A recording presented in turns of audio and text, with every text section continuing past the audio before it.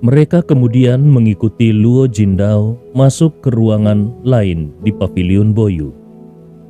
Dari kejauhan, mereka bisa melihat 3 batu kasar seukuran bayi yang ada di posisi paling tengah.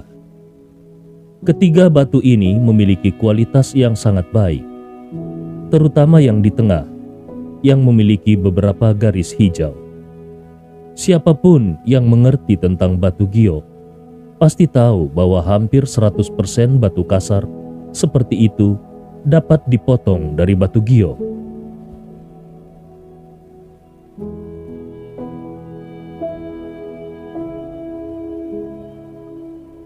Adapun mengenai jenis batu giok apa yang dipotong itu, semuanya tergantung pada keberuntungan seseorang. Tuan Muda Yuan, lihatlah, aku membeli 3 potong raja batu ini dari Asia Selatan. Kalau kau lihat warna dan bahannya, kemungkinan untuk mendapatkan batu giok yang bagus sangat tinggi. Tuan Muda Yuan, apakah kau ingin memotong satu untuk mencobanya? Luo Jindao bertanya pada Wukai dengan senyum ramah. Wukai terdiam. Dia sangat yakin kalau Luo Jindao ini sama sekali tidak mungkin memiliki niat baik padanya. Luo Jindao pasti ingin menempatkannya pada jurang kematian.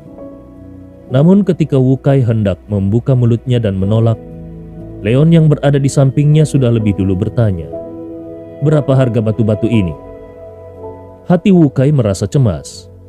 Dia khawatir kalau Leon benar-benar berencana untuk memotong batu-batu itu. Harga yang dipatok oleh Luo Jindao setidaknya beberapa juta. Potongan batu semacam ini yang tampaknya akan mudah untuk menghasilkan batu giok, sebenarnya jarang menghasilkan batu giok yang sangat bagus. Sebagian besar yang dihasilkan hanyalah batu giok biasa. Jika Leon benar-benar ingin memotong batu ini, maka itu sama saja dengan memberikan uang ke Luo Jindao secara cuma-cuma. Luo Jindao tertawa dan berkata, "Harganya tidak mahal. Potongan batu yang ini harganya 3 juta. Kalau potongan yang ini harganya 5 juta. Sementara potongan yang satu ini adalah raja di antara semua batu. Jadi harganya 10 juta.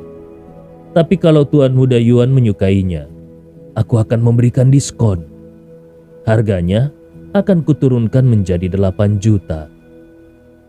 Sebagai pemilik museum batu giok ini, Luo Jindao memiliki banyak pengalaman. 3 potongan batu itu memang terlihat sangat bagus. Tetapi dia sangat mengerti bahwa kemungkinan batu kasar yang indah menghasilkan batu giok yang bagus adalah kurang dari 1%. Jadi tidak peduli batu yang mana yang akan dipilih Wukai, semuanya hanya akan menjadi sia-sia. Dengan karakter Wukai, sekali dia salah memilih, dia pasti akan terus mencobanya. Itu artinya Wukai hanya akan berhutang semakin banyak. Dengan kontrak pinjaman yang ada di tangannya, Luo Jindao bisa melakukan apapun yang dia mau. Leon tidak langsung menjawab. Dia hanya melihat ke arah 3 potongan batu ini dan berpikir keras. Luo Jindao tidak terburu-buru mendesak Leon. Dia hanya memasang senyum di wajahnya. Wukai terkejut. Dia merasa kalau saat ini, Leon sepertinya benar-benar sedang memikirkan sesuatu. Mungkinkah Leon benar-benar berencana untuk memotong sepotong dan mencobanya? Tamizao, pada saat ini terdengar suara seseorang dan kemudian seorang wanita berusia 25 atau 26 tahun berjalan sambil menggandeng tangan seorang pria. Ruan Shuomei. Tami juga tercengang, seolah dia tidak menyangka akan bertemu dengan teman kuliahnya dulu di tempat seperti ini. Hei, aku belum melihatmu selama beberapa tahun ini. Aku tidak menyangka akan bertemu denganmu di sini. Kau juga ke sini untuk berjudi dengan batu giok? Wanita bernama Ruan Suemei itu juga terlihat sangat terkejut. "Oh, aku datang hanya untuk bermain-main dengan teman-temanku," jawab Tami perlahan sambil melirik ke arah Leon. "Hei, kau tidak berencana untuk memotong potongan batu-batu itu, bukan?" Ruan Suemei berkata dengan terkejut ketika dia melihat beberapa orang berkumpul mengelilingi beberapa potongan batu yang berharga. "Ini, untuk saat ini, Tami tidak tahu bagaimana harus menjawab pertanyaan temannya itu. Tapi kalau melihat sorot mata Leon, sepertinya Leon memang benar-benar berencana untuk memotong sepotong batu. Meskipun Tami jarang berjudi di batu giok, tapi dia juga pernah mendengar tentang beberapa perjudian batu giok. Peluang untuk memotong batu giok yang sangat bagus dari potongan batu seperti itu jelas sangat rendah. Tetapi ketika memikirkan identitas Leon, Tami tidak berani banyak bicara untuk memberi masukan. Ruan Suemei tampak sangat antusias. Dia memegang Tami dengan tangannya yang lain, dan tanpa menyadari bahwa pemilik museum batu giok itu ada di sampingnya, dia berkata dengan serius, "Aku akan memberitahumu sesuatu. Dengarkan aku baik-baik. Jenis batu kasar yang dikenal sebagai raja batu ini memang terlihat sangat berkualitas. Tetapi sebenarnya tidak mungkin untuk memotong batu giok yang berkualitas bagus dari raja batu ini. Pemilik museum ini sengaja meletakkannya di sini untuk menipu orang. Hanya orang bodoh yang akan membelinya. Jadi kau tidak boleh melakukannya. Jangan sampai kau tertipu." Dalam sekejap, ruangan itu dipenuhi oleh kecanggungan. Pemilik museum sengaja meletakkannya di sini untuk menipu orang lain? Bahkan jika itu benar, dia seharusnya tidak perlu mengatakannya di depan pemilik museum itu, bukan? Wajah Luo Jindao berubah menjadi merah karena marah. Dia merasa sudah berhasil membodohi orang-orang ini dengan susah payah, dan mereka sepertinya mulai tergoda untuk mencoba memotong batunya. Namun tiba-tiba wanita ini datang dan mengatakan kata-kata seperti itu. Apakah wanita ini ingin menghancurkan bisnisku? Jika bukan karena kehadiran Wukai, Luo Jindao pasti sudah menyuruh seseorang untuk menyeret wanita ini keluar. Melihat wajah Luo Jindao yang berubah dengan cepat, Wukai semakin yakin kalau ini pasti taktik yang sudah direncanakan oleh Luo agar Wukai menggali lubang untuk dirinya sendiri. Saat ini, Wukai sudah tidak peduli dengan apapun. Dia sudah bertekad untuk membujuk Leon agar mau pergi dari tempat ini. Namun tiba-tiba Leon berkata lagi saat ini, "Bos Luo, bagaimana kalau kau meminjamkan 6 juta lagi?" "Pinjam 6 juta lagi? Apa maksudnya ini?" Luo Jindao memandang Leon dengan sedikit bingung. Dan yang lainnya juga menatap Leon dengan ekspresi bingung. Bukankah 10 juta yang dipinjam tadi belum dipakai sama sekali? Kenapa dia mau meminjam uang lagi? Bukankah ketiga batu ini totalnya seharga 16 juta? "Aku berencana untuk mengambil semuanya. Total ketiga batu ini 16 juta. Leon berkata ringan, seolah-olah apa yang dikatakannya itu adalah hal yang biasa saja. Wukai terdiam kembali beberapa saat. Sebenarnya, dia ingin mengingatkan Leon bahwa tujuan awal mereka ke sini adalah untuk membalas dendam, bukan untuk menghambur-hamburkan uang. Tami juga menatap Leon tanpa bisa berkata-kata. Bukankah sudah jelas bahwa batu-batu ini sengaja dipajang di sini untuk menipu orang? Tapi Leon masih mau membelinya. Bahkan lebih gila lagi, dia mau membeli semuanya. Totalnya 16 juta. Apakah karena itu bukan uangnya, jadi Leon tidak merasa takut sama sekali? wanita bernama Ruan Suemei bahkan berbisik pelan di telinga Tami. "Tami, apakah temanmu ini sakit jiwa? Kenapa dia masih mau membelinya, padahal dia sudah mendengar trik yang kukatakan tadi?" Hanya saja, karena suaranya kecil, selain Tami, tidak ada satupun dari yang lainnya yang mendengar bisikan Ruan dengan jelas. Wajah Tami langsung berubah malu. Meskipun dia berpikir kalau Leon ini sedikit bodoh, tetapi karena Leon adalah Tuan Muda Wood yang memiliki identitas tinggi, maka apa yang bisa dilakukannya kalau memang Leon ingin melakukan hal-hal yang tidak masuk di akal?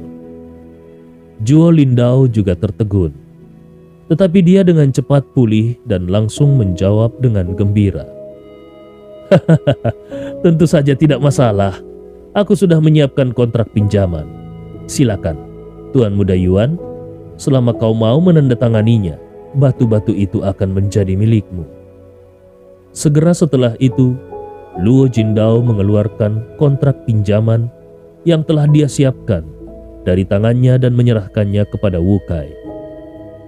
"Tuan," Wu Kai memandang Leon dengan putus asa. Di sisi lain, Luo merasa sangat antusias. Bukankah sudah jelas kalau batu-batu ini tidak memiliki keistimewaan? "Jangan khawatir, bukankah itu hanya 16 juta? Kalaupun kau kalah memangnya kenapa?" Leon bertanya dengan acuh tak acuh. Semua orang langsung tercengang. Hanya 16 juta katanya. Itu 16 juta. Bahkan orang seperti Tami saja tidak akan berani mengatakan bahwa dia bisa menghabiskan 16 juta sekaligus. Orang ini sangat sombong. Ketika mereka ingat kalau uang yang akan dihabiskan itu bukanlah uang pribadi Leon, mereka semua memandang Wu Kai dengan simpati. Tuan Muda Yuan ini adalah putra seorang pria besar. Kenapa dia bisa memiliki tuan yang tidak bisa diandalkan seperti orang ini?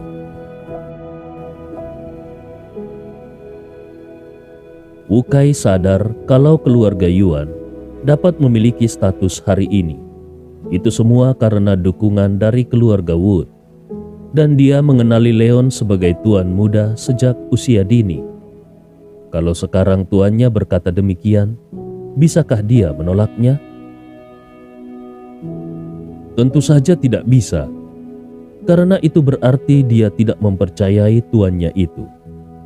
Bahkan meskipun dia tahu itu adalah kesalahan, dia tetap harus melakukannya. Luo Jindao melihat kontrak dengan senyuman. Hutang sebesar 16 juta. Dengan kemampuan Wu Kai, dia pasti tidak akan pernah mampu membayarnya kembali dalam hidup ini. Maka ketika nanti dia meminta Wu Kai untuk melakukan sesuatu, Wu Kai pasti tidak akan berani menolaknya. Selama Wu Kai melakukannya, akan mudah bagi Luo Jindao untuk menjebak ayah Wu Kai. Memikirkan manfaat yang akan didapatkannya dari ayah Wu Kai membuat seluruh hati Luo Jindao bersorak gembira. "Bos Luo, kau adalah orang baik." Pada saat ini, Luo Jindao tiba-tiba mendengar suara Leon. Luo Jindao tertawa. Dalam hati dia berkata, "Aku orang baik? Tidak, aku bukan. Tapi kaulah yang orang baik. Kau tahu ini perangkap, tapi kau tetap mendorong Wu Kai untuk melompat ke bawah. Di mana aku bisa menemukan orang sebaik kau?"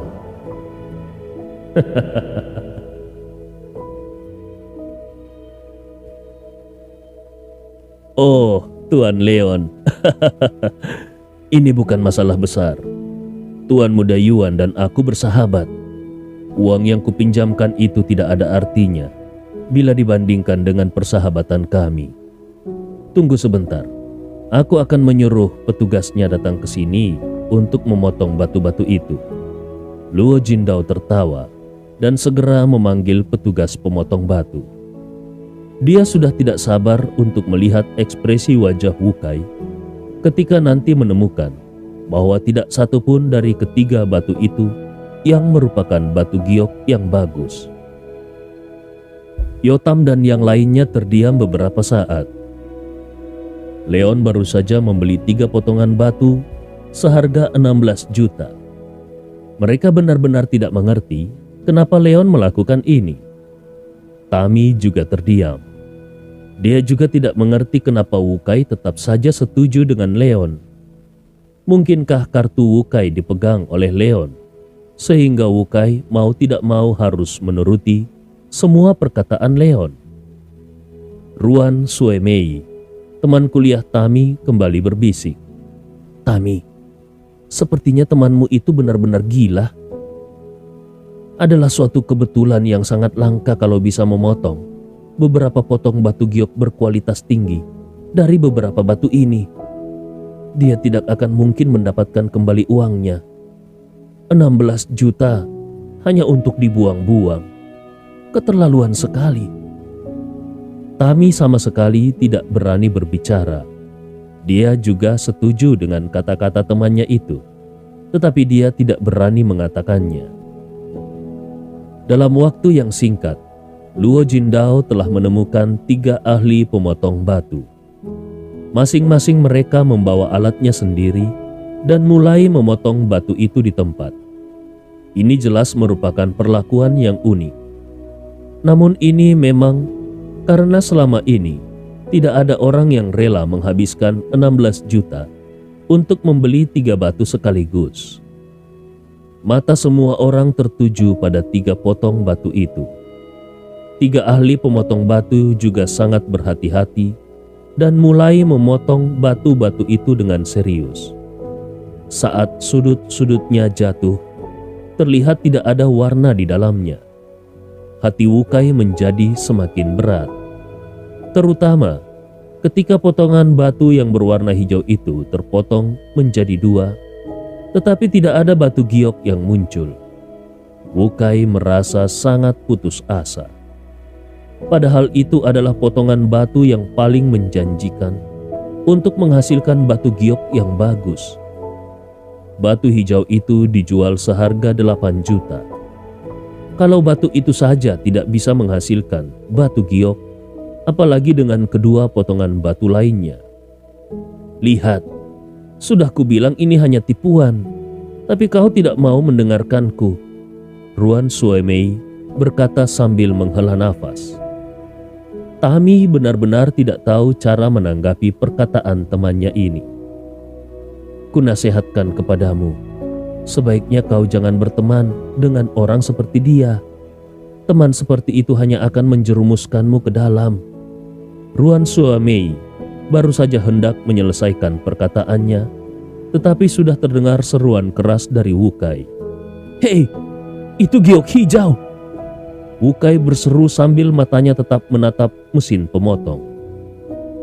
Semua orang langsung mengalihkan pandangan mereka ke arah mesin pemotong, dan benar saja, mereka melihat sentuhan hijau tua bercampur di potongan batu kasar. Luo Jindao langsung terkejut. Benarkah dari potongan batu kasar itu keluar batu giok? Dilihat dari warnanya, ini adalah warna hijau kekaisaran yang terbaik. Jika batu giok ini seukuran ibu jari, setidaknya harga batu ini akan bisa diperoleh kembali. Semua orang menahan nafas. Petugas ahli pemotong juga dengan hati-hati melepaskan sudut-sudutnya, dan akhirnya sepotong batu giok hijau tua seukuran telur muncul di depan semua orang. Melihat warna hijau kekaisaran yang sebening kristal, Wukai melompat dengan penuh semangat. "Itu benar-benar warna hijau kekaisaran. Ukurannya juga sangat besar. Nilainya setidaknya lebih dari 20 juta. Wah, Tuanmu Daud, kau benar. Bos Luo ini ternyata orang baik." Kalau harga batu giok ini lebih dari 20 juta, maka dikurangi dengan hutang Wukai sebesar 16 juta, berarti Wukai setidaknya bisa mendapatkan untung sebesar 5 atau 6 juta dolar. Leon Wood benar-benar layak disebut sebagai tuan muda. Dia membantu Wukai memulihkan kerugiannya dengan sangat cepat. Wajah Luo Jindao sedikit jelek. Untuk meyakinkan Wukai, tadi dia sudah menghabiskan banyak pemikiran. Tapi siapa yang mengira bahwa sepotong batu giok berwarna hijau kekaisaran benar-benar muncul dari potongan batu kasar itu. Untuk potongan batu giok sebesar itu, harga 20 juta sama sekali tidak masalah. Kalau begitu, apa gunanya kontrak yang baru saja ditandatangani Wukai tadi? Tidak, dia tidak boleh membiarkan Wukai pergi seperti ini.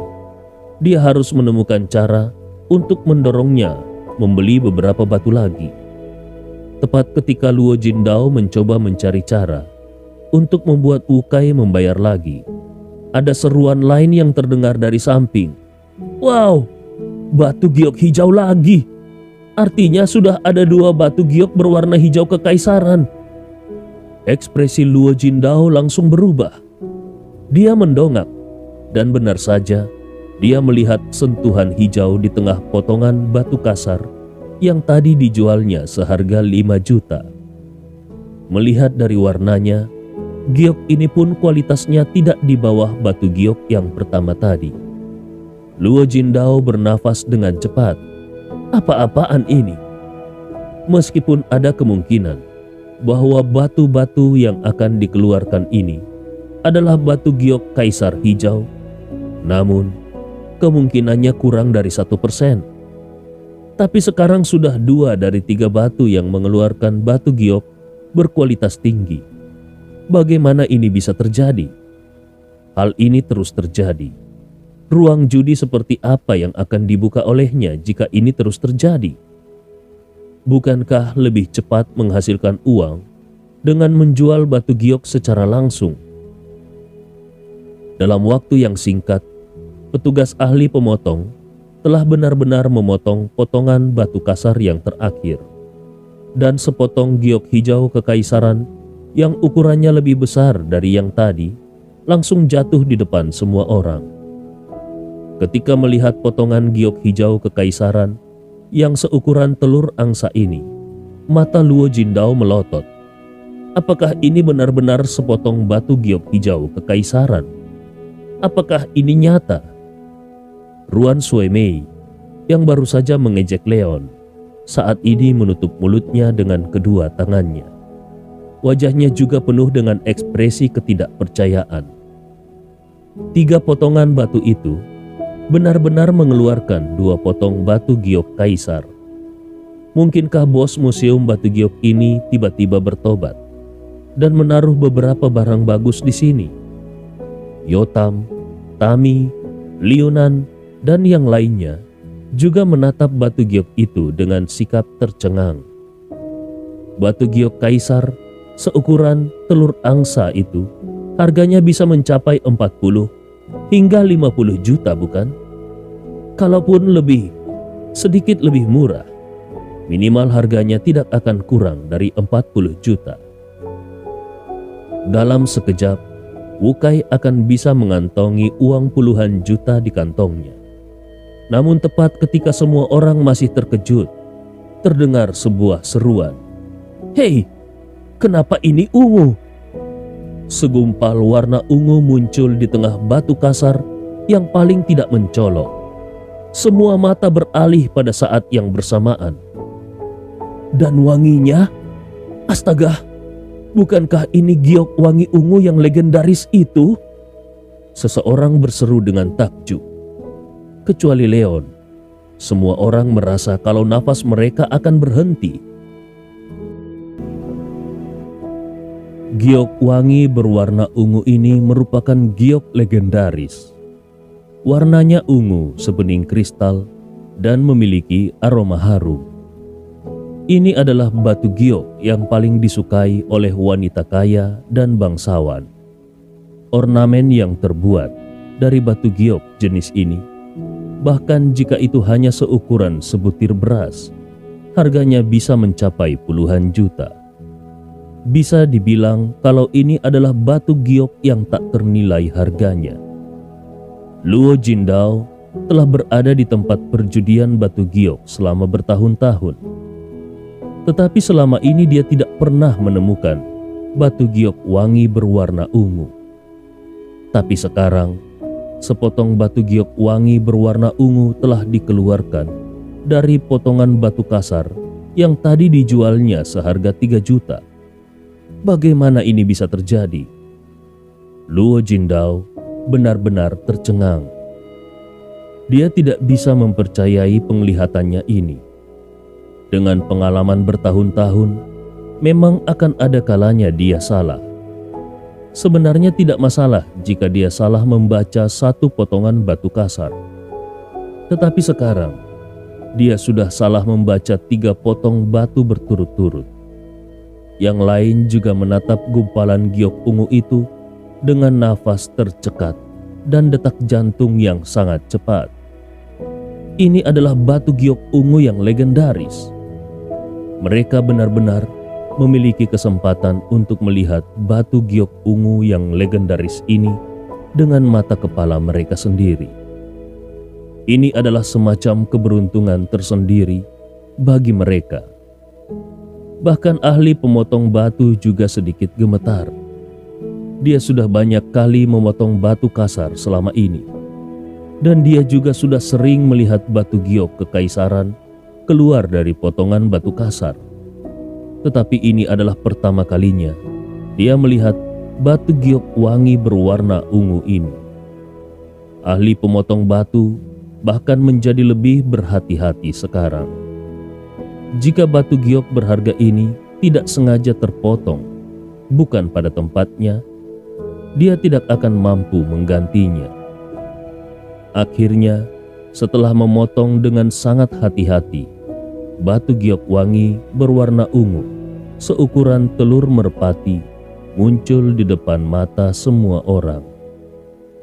Ketika semua orang melihat warna ungu sebening kristal yang sangat mewah dan mencium aroma wangi yang samar, semua orang sangat terkejut dan tidak bisa berkata-kata.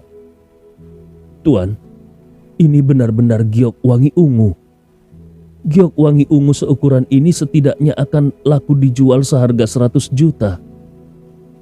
Setelah waktu yang lama, Wukai adalah orang pertama yang kembali ke akal sehatnya dan berkata dengan sepenuh semangat tadi, "Harga giok ini bukan hanya 100 juta. Kalau kau membawanya ke rumah lelang, tidak akan masalah untuk melelangnya seharga 300 atau 400 juta. Leon berkata sambil tersenyum tipis. Sebenarnya saat ini ada desahan emosional di hati Leon. Di dalam hatinya dia bergumam kalau Tuan Long benar-benar luar biasa. Ketika pertama kali Leon mempelajari struktur mineral, dia tidak terlalu memperhatikannya.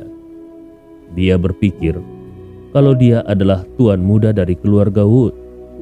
Apa gunanya dia mempelajari hal ini?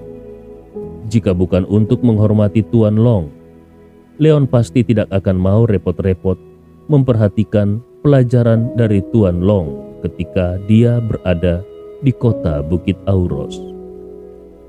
Tapi siapa yang mengira bahwa hari ini, ketika untuk pertama kalinya Leon mencoba kemampuannya, dia langsung mendapatkan untung besar.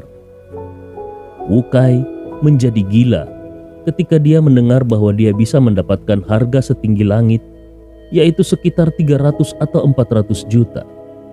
Dia pun buru-buru berterima kasih kepada Leon. "Wow, itu berarti aku akan menjadi kaya."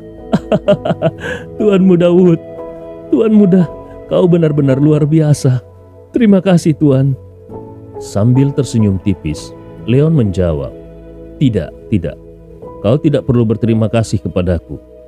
Jika kau ingin berterima kasih, katakan itu kepada Bos Luo. Dia pria yang hebat." Wukai tertawa dan segera berkata, "Benar sekali, Bos Luo.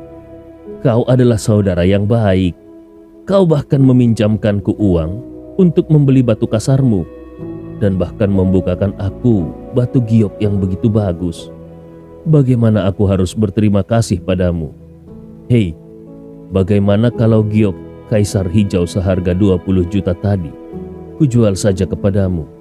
Dengan begitu, kau masih bisa mendapatkan untung beberapa juta lagi. Luo Jindao merasa sangat marah saat ini.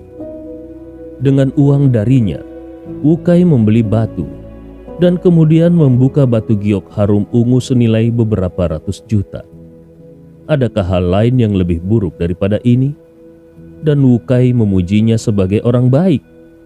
Padahal sebelumnya, Luo Jindao diam-diam merasa bahagia karena orang yang dipanggil Tuan Muda oleh Wukai itu bersedia dengan sukarela membantunya mendorong Wukai untuk menandatangani kontrak pinjaman dan membeli 3 potongan batu kasar.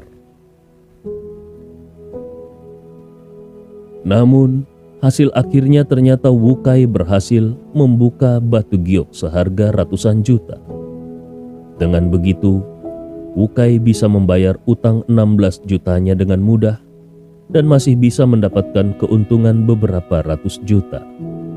Hal yang paling membuat Luo Jindao merasa jengkel adalah karena tadi dia sendirilah yang menawarkan pinjaman itu kepada Wukai. Memikirkan hal ini, hati Luo Jindao merasa tidak nyaman dan dia benar-benar ingin menikam dirinya sendiri sampai mati dengan pisau. Ketika Ruan Suemei melihat sepotong batu giok wangi berwarna ungu, dia juga ingin menampar dirinya sendiri beberapa kali. Tadi dia bahkan menyebut Leon tidak waras dan bodoh. Tapi saat ini, sebenarnya yang bodoh adalah dirinya sendiri. Dia tidak memiliki wajah untuk tetap tinggal di sini. Dia juga merasa sangat malu pada Tami karena ucapannya tadi. Jadi dia segera bergegas pergi secara diam-diam. Tami juga tercengang melihat semua ini. Bahkan dia tidak menyadari kalau Ruan Suemei sudah pergi. Ketika Tami melihat Wukai sangat gembira, dia tiba-tiba mengerti kenapa Wukai begitu memuja Leon sebagai tuannya. Jika dikatakan bahwa adalah suatu keberuntungan untuk bisa membuka sepotong giok kaisar hijau, maka jika 3 batu berturut-turut dibuka dan menghasilkan batu giok yang bagus, dan bahkan salah satunya adalah batu giok legendaris, maka bisa dikatakan bahwa itu adalah suatu kemampuan yang berada di level tertinggi. Dengan kemampuan seperti itu, bahkan jika seseorang hanya mengandalkan uang dari judi batu giok, dia akan dapat hidup sejahtera tanpa khawatir tentang makanan dan pakaian di sepanjang hidupnya. Ini benar-benar luar biasa. Melihat wajah tenang Leon, Tami merasa jantungnya berdetak kencang. Setelah berhasil membuka batu giok wangi berwarna ungu yang begitu berharga, Leon masih bisa mempertahankan sikap tenang seperti itu. Pemuda ini sungguh bukan orang biasa. Tami merasa dia masih sangat muda dan adik laki-lakinya juga merupakan teman sekelas Leon. Kalau begitu, di masa depan dia pasti memiliki banyak kesempatan untuk dekat dengan Leon. Sementara itu, Yotam, Liunan, dan yang lainnya masih tidak bisa berkata-kata untuk sementara waktu. Mendapatkan ratusan juta hanya dalam waktu singkat. Jika mereka tahu kalau Leon memiliki keterampilan seperti itu, mereka seharusnya meminta Leon untuk membantu mereka memilih beberapa batu kasar tadi. Luo Jindao kembali sadar sepenuhnya dan berkata, "Tuan Muda Yuan terlalu baik. Karena Tuan Muda bersedia menjual batu ini kepadaku, aku akan menerimanya. Aku akan meminta seseorang membawa kontraknya ke sini dan kontraknya akan dibatalkan segera." Bagaimanapun, saat ini sama sekali tidak mungkin baginya untuk mencoba menipu Wukai dengan berjudi di batu giok. Jika Wukai benar-benar ingin berjudi seperti ini, dialah yang akan bangkrut. Jika itu adalah orang lain, Luo Jindao masih bisa mengancam dengan kekerasan. Tapi bagaimana mungkin dia bisa menggunakan cara sembarangan seperti itu pada Wu Kai saat ini? Buah pahit ini dia tabur sendiri. Jadi tentu saja dia harus menuainya sendiri sekarang. Segera kontrak pinjaman tadi diserahkan kepada Wu Kai. Bos Luo, kau benar-benar orang baik. Wu Kai tertawa gembira. Luo Jindao merasakan sakit yang begitu hebat di hatinya. Orang baik katanya. Setelah ini, dia akan memukuli siapapun yang berani mengatakan kalau dia adalah orang yang baik. Luo Jindao dengan putus asa menekan amarah di dalam hatinya. Sambil menunjuk ke arah Leon, dia bertanya dengan senyum yang dipaksakan. Tuan Muda Yuan, dari tadi kau memanggil pemuda ini dengan sebutan Tuan Wood. Mungkinkah dia adalah dewa balapan mobil yaitu Leon Wood yang sering kau ceritakan itu? Ya, benar sekali. Kecuali Tuan Muda Wood, memangnya siapa lagi yang memenuhi syarat untuk kupanggil sebagai Tuan? Jawab Wu Kai dengan rasa bangga. Sejak dulu Wu Kai memang sangat memuja Leon sebagai tuan mudanya. Dan dia juga sangat ingin belajar keterampilan mengemudi dari Leon. Wah, ternyata benar kalau ini adalah Tuan Muda Wood. Aku juga sangat mengagumi nama itu sejak lama. Dan aku juga suka balap mobil. Aku ingin tahu, apakah Tuan Muda Wood tertarik untuk taruhan balapan? Hati Luo Jindao berdarah, tetapi dia masih bersikap tenang di permukaan. Seperti apa taruhannya? Tanya Leon sambil memandang Luo Jindao dengan penuh minat.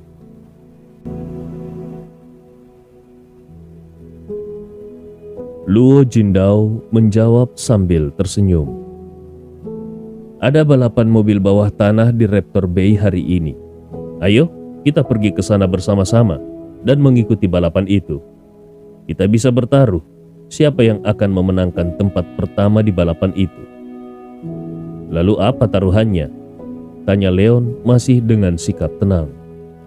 Jika Tuan Muda Wood memiliki keberanian, bagaimana kalau kita bertaruh sedikit lebih besar dengan bertaruh pada batu giok wangi berwarna ungu itu?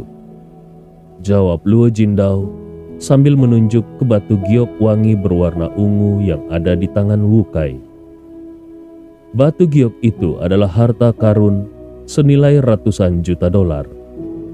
Jika Wu Kai benar-benar dibiarkan mengambilnya seperti ini, Luo Jindao pasti akan menjadi bahan tertawaan seluruh East Cliff. Luo Jindao tentu saja tidak ingin menjadi bahan tertawaan orang lain. Dan dia juga tidak ingin harta yang bernilai ratusan juta itu hilang begitu saja. Sekarang, dia hanya memikirkan bagaimana cara memulihkan kerugiannya. Semua orang memandang Luo Jindao dengan heran. Mereka sama sekali tidak menyangka kalau Luo Jindao akan membuat taruhan sebesar itu. Giok wangi berwarna ungu itu adalah harta yang bernilai ratusan juta. Ini jelas merupakan pertaruhan nyata. Menurut mereka, jika Luo Jindao berani bertaruh seperti itu, dia pasti memiliki keyakinan penuh kalau dia akan menang. Apakah Leon berani menerima taruhan ini? Leon tidak langsung setuju. Tetapi dia menatap Luo Jindao sambil tersenyum dan berkata, "Kau harus ingat berapa harga dari giok wangi berwarna ungu ini. Kalau kau kalah, sanggupkah kau mengumpulkan uang sebanyak itu?" Luo Jindao tampak malu. Dia tidak pernah berpikir kalau dia akan kalah. Dia hanya ingin memenangkan giok wangi berwarna ungu itu kembali Tapi sekarang, Leon justru bertanya, apakah dia benar-benar bisa mengumpulkan uang sebanyak itu? Melihat wajah malu Luo Jindao, Leon pun memberikan usul sambil tersenyum ringan. Bagaimana kalau seperti ini? Kalau aku kalah, giok wangi ungu dan giok kaisar hijau senilai 40 juta itu akan menjadi milikmu. Tapi kalau kau kalah, kau harus memberiku pavilion Boyu ini. Bagaimana menurutmu? Orang-orang di sekitar, kecuali Wukai, semuanya tersentak. Leon Wood ini benar-benar berani bertaruh. Ini adalah taruhan multi-juta dolar.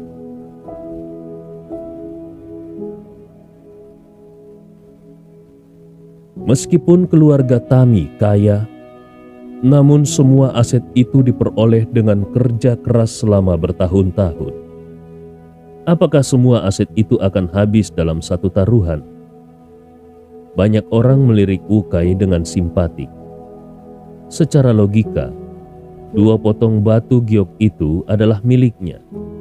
Tetapi dia tampaknya tidak memiliki hak untuk membuat keputusan. Namun yang membuat orang terdiam adalah karena Wukai bukan hanya terlihat tidak khawatir sama sekali, tetapi dia juga bersemangat. Dia tidak terlalu yakin dengan kemampuan Leon untuk bertaruh pada batu giok sebelumnya. Tetapi dia sangat yakin dengan kemampuan Leon untuk balapan. Justru menurut Wukai, Luo Jindao ini sudah gila. Berani-beraninya dia taruhan balapan dengan seorang Leon Wood ini. Ini sama saja dengan Luo Jindao memberikan pavilion Boyu secara gratis kepada Leon. Omset harian dari tempat ini sangat besar. Jika Leon bisa mendapatkan tempat ini, tentu saja Wukai berencana untuk bekerja sebagai magang di sini. Dengan begitu, dia tidak harus terlalu khawatir lagi di masa depan. Luo Jindao tidak menyangka Leon akan membuat permintaan seperti itu. Nilai giok wangi ungu itu memang sulit diperkirakan. Tetapi setidaknya harga minimalnya ada di angka 300 juta. Sementara nilai pavilion ini juga sekitar 3 atau 400 juta. Jadi, harga keduanya bisa dibilang relatif sama. Tapi masalahnya adalah bahwa meskipun grup Sanhai memiliki banyak aset, tapi tempat yang paling menguntungkan adalah tempat ini, dan bahkan banyak tempat lain yang pendapatan abu-abunya bergantung pada tempat ini untuk melakukan pencucian uang. Tidak berlebihan untuk mengatakan bahwa tempat ini adalah urat nadi grup Sanhai. Jika dia benar-benar kalah, ayahnya pasti akan membunuhnya.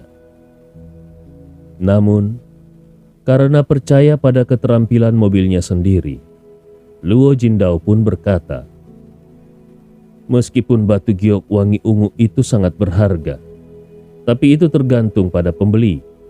Sementara pavilionku ini harga taksasinya memang 400 juta. Kalau begitu, berarti aku akan rugi. Leon kemudian tersenyum tipis dan berkata, kalau begitu, maukah kau meminjamkan 50 juta lagi kepada Wukai agar dia bisa menambahkannya ke dalam taruhan? Wukai yang berada di samping hampir saja jatuh ke tanah. Dia baru saja melunasi hutang yang sangat besar, tapi sekarang dia harus meminjam uang lagi. Dan jumlahnya juga tidak main-main, 50 juta. Namun ketika memikirkan kemampuan Leon, dia akhirnya menstabilkan pikirannya dan tidak mengatakan sepatah kata pun untuk membantah. Oke, kalau begitu sudah beres, ucap Luo Jindao puas. Dia awalnya hanya ingin mendapatkan sedikit lebih banyak keuntungan untuk dirinya sendiri. Dia sama sekali tidak pernah membayangkan kalau Leon justru meminta Wu Kai untuk meminjam uang 50 juta kepadanya. Bukankah ini berarti bahwa begitu dia memenangkan permainan, dia bukan hanya bisa mendapatkan kembali giok ungu dan kaisar hijau, tetapi dia juga bisa membuat Wu Kai berutang 50 juta lagi kepadanya. Utang kali ini bahkan jauh lebih besar daripada utang Wu Kai sebelumnya yang hanya 10 juta. Oke, kalau begitu siapkan kontraknya dan sampai jumpa di Raptor Bay, ucap Leon sambil tertawa. Oke, kata Luo Jindao tanpa bertele-tele. Sebenarnya, Luo Jindao tidak berniat untuk pergi ke balapan mobil bawah tanah Raptor Bay hari ini. Alasannya adalah karena orang-orang yang ada di sana adalah pembalap amatir yang memperoleh sertifikat kualifikasi pengemudi profesional di luar negeri. Orang-orang itu juga hanya mampu bertaruh dengan taruhan kecil. Mereka tidak berani memasang taruhan berat dengan diri mereka sendiri. Jadi Luo Jindao tidak ingin membuang-buang waktunya di sana. Tapi sekarang, karena Leon berani bertaruh dengan taruhan yang sangat besar, dia pun merasa perlu untuk mempersiapkan diri lebih awal. Ini terkait dengan nasib pavilionnya, yang berarti juga terkait dengan kehidupannya dan keluarganya. Jadi dia tidak boleh gegabah. Tentu saja, dia berani bertaruh seperti itu karena dia tidak percaya kalau keterampilan balap mobil Leon lebih baik daripada dirinya sendiri. Bahkan meskipun Wu Kai membual bahwa dia memiliki master yang luar biasa, memangnya kenapa? Dia telah melihat keterampilan mengemudi Wu Kai, dan menurutnya Wu Kai sama sekali tidak selevel dengannya. Bahkan jika keterampilan mengemudi Wu Kai itu bagus, tapi Wu Kai hanyalah pembalap amatiran. Bagaimana bisa pembalap amatiran dibandingkan dengan pembalap profesional seperti dirinya? Pembalap profesional berada jauh di atas pembalap amatiran. Mobil pembalap profesional biasanya dimodifikasi khusus dengan nilai hampir 10 juta. Dengan latar belakang keluarga Wu Kai, mobil bagus seperti apa yang bisa dimiliki Wu Kai? Jadi kali ini, Luo Jindao merasa sangat yakin kalau kemenangan sudah menjadi miliknya. Tuan, apakah taruhannya tidak terlalu tinggi? Wu Kai berkata dengan cemas saat mengendarai Audi A7 modifikasinya di jalan menuju Raptor Bay. Tidakkah menurutmu Luo Jindao ini terus saja berusaha menjebakmu? Leon yang duduk di kursi penumpang bertanya santai. Tentu saja seperti itu. Kalau dia tidak punya masalah denganmu, kenapa dia harus menjebakmu? Wu Kai tertegun sejenak. Dia juga tidak mengerti mengapa Luo Jindao sepertinya selalu ingin menjebaknya. Apakah itu karena Luo Jindao ingin meminta bantuan dari ayahnya? Tapi jika itu masalahnya, bukankah lebih baik kalau Luo Jindao langsung berteman saja dengan dirinya? Leon tiba-tiba berbicara. Mungkin beberapa industri grup Sanhai memiliki masalah, dan dia sangat membutuhkan seseorang seperti ayahmu untuk menyelesaikannya. Wu Kai sedikit terkejut. Memang ada kemungkinan seperti itu, tapi dia masih merasa sedikit bingung. Dia kemudian bertanya, "Tapi Tuan, apa hubungannya itu dengan taruhannya?" Leon hanya tersenyum dan tidak menjelaskan lebih jauh. Tuan Yuan Hua, ayah Wu Kai, sejak dulu selalu mendapat dukungan penuh dari keluarga Wu. Yuan Hua adalah pria yang lurus dan tidak memiliki noda. Jadi Leon tentu saja tidak akan membiarkan siapapun mencoreng nama baik Yuan Hua. Leon juga melihat bahwa meskipun harga pavilion Boyu hanya senilai beberapa ratus juta, tapi itu adalah tempat terbaik untuk pencucian uang. Kalau pavilion Boyu hilang, itu pasti akan menjadi kerugian besar bagi grup Shanghai. Tak lama kemudian Raptor Bay mulai terlihat dari kejauhan. Wu Kai langsung merasa bersemangat. Dia akhirnya bisa melihat kembali keterampilan mengemudi yang luar biasa dari Leon. Adapun mengenai taruhan besar ratusan juta itu, Wu Kai benar-benar tidak mengkhawatirkannya lagi. Dengan keterampilan mengemudi Leon, dia yakin kalau mereka tidak akan mungkin kalah. Raptor Bay terletak di tepi danau Tianlong di pinggiran barat daya East Cliff. Lebih dari 10 tahun yang lalu, tempat itu masih berupa hutan belantara. Namun, dengan perluasan kota, tempat itu juga telah dikembangkan dan banyak villa yang telah dibangun di sekitarnya.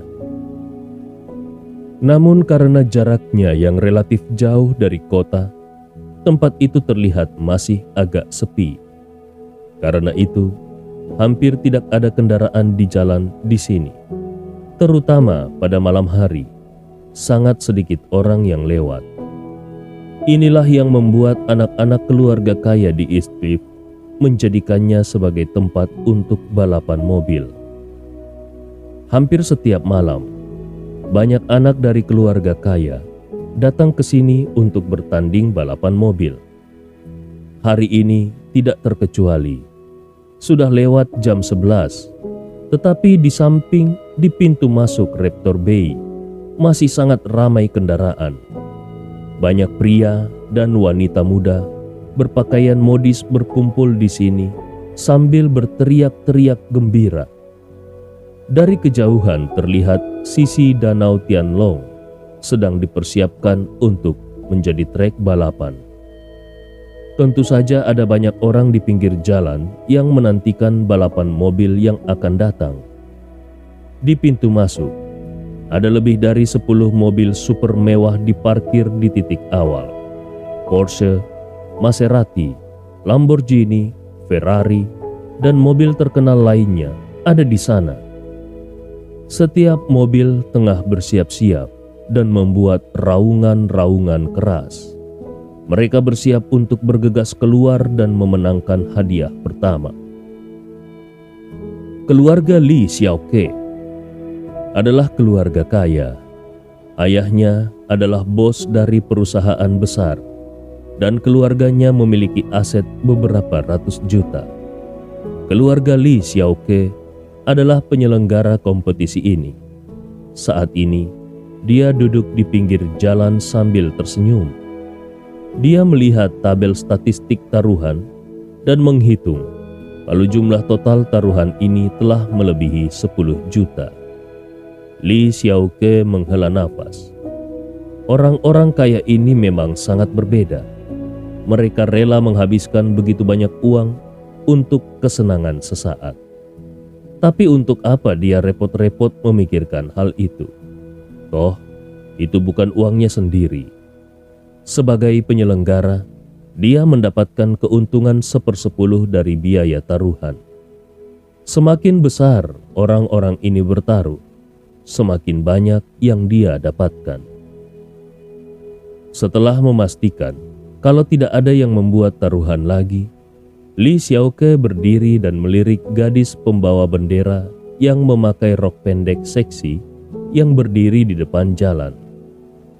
Dia baru saja hendak memberi tanda bahwa balapan sudah bisa dimulai. Tetapi tiba-tiba dia mendengar raungan dari sisi lain jalan. Li Xiaoke sedikit terkejut. Mungkinkah masih ada orang lain yang akan datang? Saat Li Xiaoke tercengang, sebuah mobil Lamborghini oranye muncul mendekat. Wow, Bukankah itu mobil Tuan Luo? Benar. Hei, apakah Tuan Luo juga akan ikut balapan di sini? Wow, wow. Aku sudah lama mendengar bahwa keterampilan mengemudi Tuan Luo sangat bagus. Aku tidak menyangka kalau dia akan datang ke sini hari ini. Li Xiaoke, aku ingin bertaruh ulang.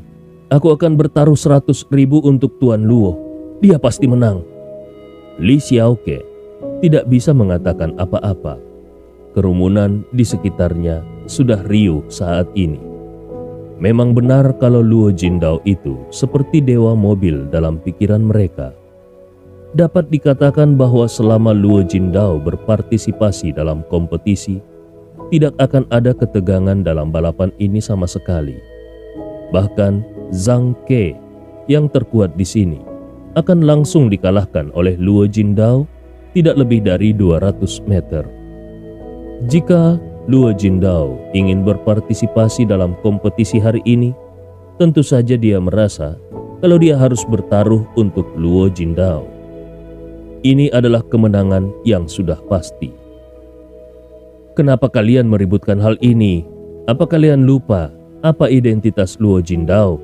Bagaimana mungkin dia berlomba dengan kita? Siapa tahu dia hanya datang untuk melihat. Mari kita tunggu saja. Li Xiaoke menatap semua orang dengan tatapan kosong.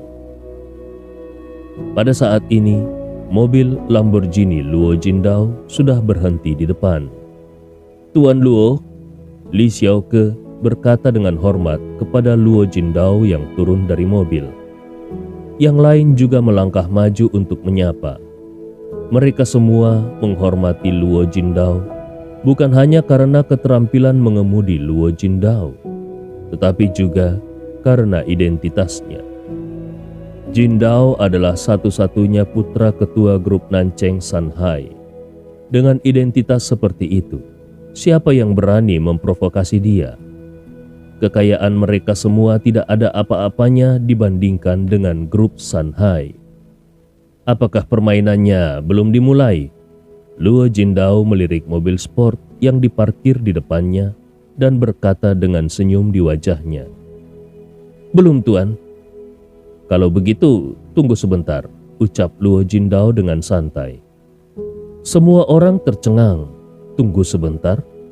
Mungkinkah Tuan Luo berencana untuk ikut berpartisipasi?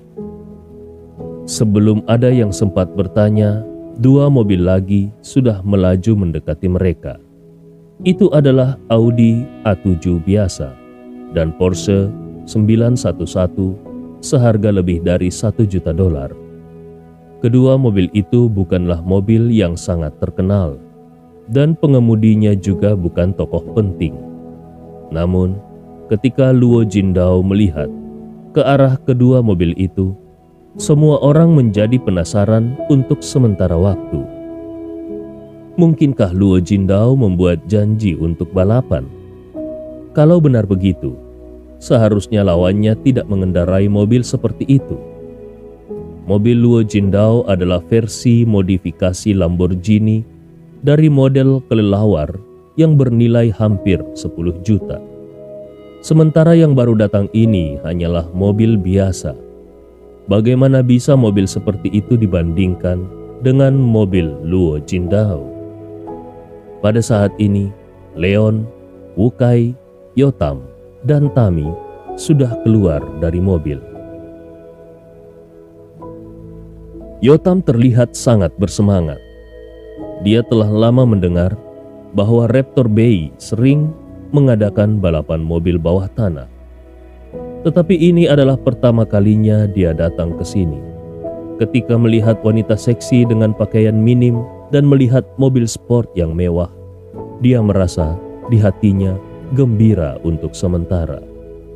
Di dalam hatinya, Yotam berpikir betapa bahagianya jika dia memiliki mobil mewah seperti ini suatu hari nanti dan membawa seorang gadis cantik bersamanya.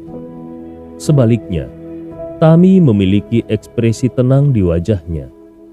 Dia sudah lulus dan sekarang dia membantu ayahnya di perusahaan. Karena dia adalah seorang wanita, dia merasa tidak tertarik untuk berpartisipasi dalam balapan mobil semacam ini dengan anak-anak lain dari keluarga kaya.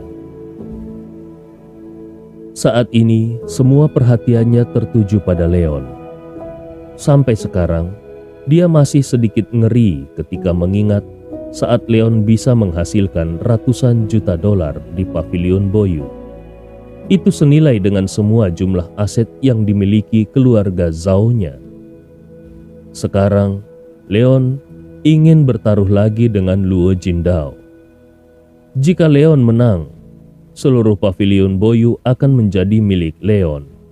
Bukankah itu berarti kekayaan Leon akan melebihi kekayaan keluarga Zhao? Sebenarnya Tami merasa sedikit cemas. Luo Jindao adalah orang yang berhati-hati. Karena dia berani mengusulkan balapan mobil, dia pasti memiliki kepercayaan diri penuh dan perhitungan yang matang. Mobil Luo Jindao adalah Lamborghini yang sudah dimodifikasi senilai lebih dari 10 juta dolar. Sementara mobil Leon adalah Porsche 911.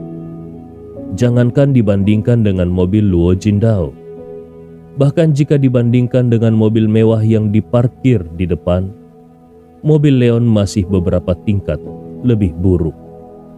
Jika Leon menggunakan mobil jenis ini, bagaimana dia bisa menang? Adapun mengenai mobil Audi Yotam, Tami bahkan tidak mau repot-repot memikirkannya. Balapannya di sini? Leon turun dari mobil dan bertanya sambil melirik ke arena balapan. Matanya tertuju pada Luo Jindao. Ya, panjang jalan di sekitar danau ini persis 10 km. Startnya di sini, dan siapapun yang pertama kali menyelesaikan putaran, dialah yang menang, ucap Luo Jindao. Dalam hatinya, Luo Jindao bergumam, bodoh sekali anak ini. Dia benar-benar mengikuti semua perkataanku. Mobil ini tidak pantas memiliki barang yang begitu berharga seperti giok wangi berwarna ungu itu. Yang lain saling memandang dengan cemas. Sepertinya tuan muda Luo ini akan berlomba dengan remaja yang tidak dikenal ini. Siapa bocah ini?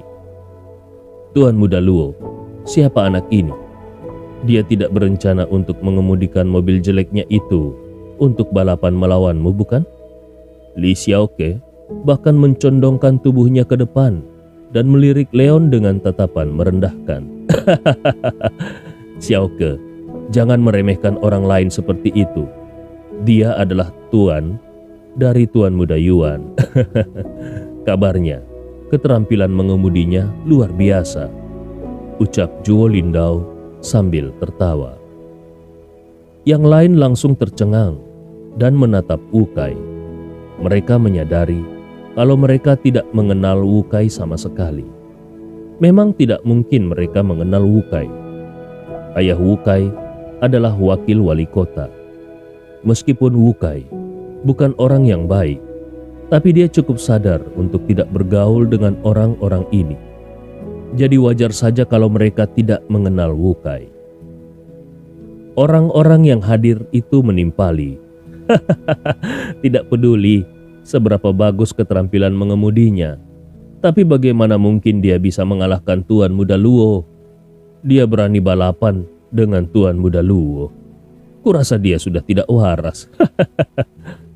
Itu benar, apalagi dia hanya menggunakan mobilnya yang kuno itu.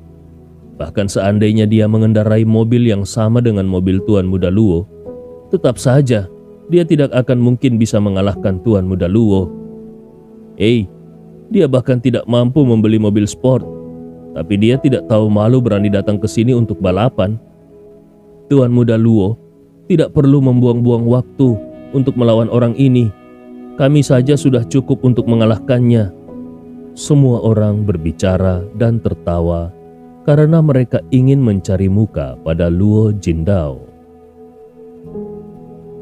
Wajah Wu Kai memerah karena jengkel. Ayahnya adalah wakil wali kota, bukan miliarder. Tetapi dia tidak mampu membeli mobil mewah bernilai jutaan. Tentu saja, Ada beberapa bos yang bersedia untuk memberikannya mobil mewah. Tetapi apakah dia berani menerimanya? Jika dia benar-benar menerimanya, ayahnya pasti akan memukulinya sampai mati. Tetapi sekarang, disebabkan oleh hal ini, tuan mudanya dipermalukan. Ini membuatnya merasa sangat sedih. Sementara itu, Tami sudah tidak tahan lagi. Dia melirik mobil Leon yang biasa itu. Dan ketika dia mendengar kata-kata itu, dia berjalan ke arah Leon lalu berkata, "Tuan Muda Wood, bagaimana kalau kau mengendarai mobilku saja?" Meskipun mobil Tami sedikit lebih buruk daripada mobil mewah Luo Jindao, tapi itu masih lebih baik daripada mobil Leon. Jika Leon benar-benar pandai mengemudi, peluang memenangkan balapan akan lebih besar. Tidak perlu, mobilku akan segera datang, lihatlah. Leon tersenyum ringan dan menunjuk ke sisi lain jalan. Seketika semua orang berbalik dan mereka melihat sebuah truk raksasa mendekat. Mereka semua saling memandang dengan kebingungan. Bocah ini tidak memiliki penyakit jiwa, bukan? Apakah dia mau balapan dengan menggunakan truk? Cerita ini fakta atau fiksi? Silakan putuskan sendiri.